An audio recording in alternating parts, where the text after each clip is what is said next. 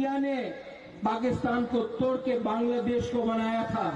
India के पास इतना power है कि बांग्लादेश को तोड़कर एक अलग देश बनाए।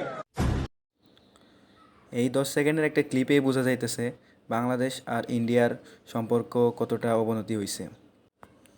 একসময় বাংলাদেশ ইন্ডিয়ার মধ্যে সম্পর্ক বন্ধুত্বপূর্ণ হলেও এখন সেখানকার রাজনৈতিক ব্যক্তিবর্গ এরকম হুমকি ধামকি দিতেছে।